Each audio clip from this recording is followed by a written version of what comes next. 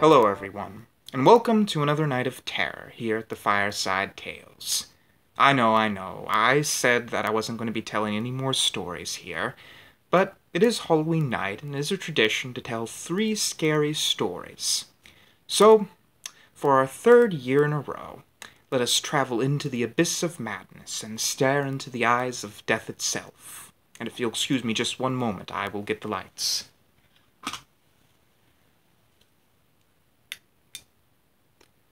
Dark clouds covered the sky over Darkwood Forest, and 3 little boys were out playing, and they were just, running around, pulling up stones, seeing what was underneath them, sometimes a snake, sometimes a frog, and their dog was running around with them too. His name was Stan, and he would come back to them and then run away, then come back. But anyways, as they were playing, one of the boys felt a drop of water on the back of his neck, and they realized it was about to rain. So the boys began to run. They tried to make it home, but it was getting darker and darker, and lightning was flashing, and thunder was rumbling, and the boys were worried, and it seemed almost as if they were somewhere else for a moment. It seemed different. The whole forest seemed almost to be like alive.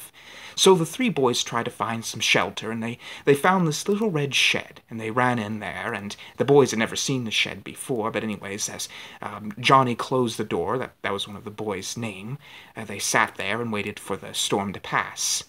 Anyways, as they were sitting there, the dog began to bark like crazy. It began to run around and begin to dig holes into the ground.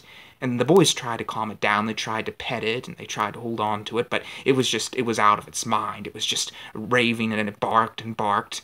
But as the boys were sitting there, they heard a noise on the walls of the shed. It was a clinking sound, almost like talons.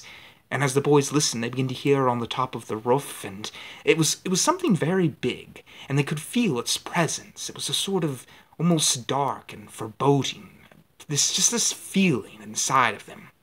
Well, anyways, as the boys sat there, the dog was just losing its mind, and finally it just ran out of a hole in the wall.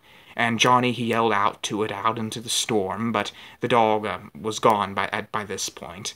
Anyways, the boys sat there for some time until finally the storm passed, and although they were a little bit nervous about going out, finally one of the boys opened the door, and there was nothing out there. It was just trees, and actually the sun had come out, and as they were standing there, they saw this dog approaching. And the dog was covered in mud and sticks all over its white fur, and it walked up to Stan, and they went back home, and the dog eventually recovered, even though it was trembling all over. It had been scared the whole time. But the strange thing about this story is, and the thing that was never explained, was that originally Stan had been a black dog, but when they brought him back home, he was pure white. And that is all for tonight. As always, sweet dreams and good night. 2 more stories on the way.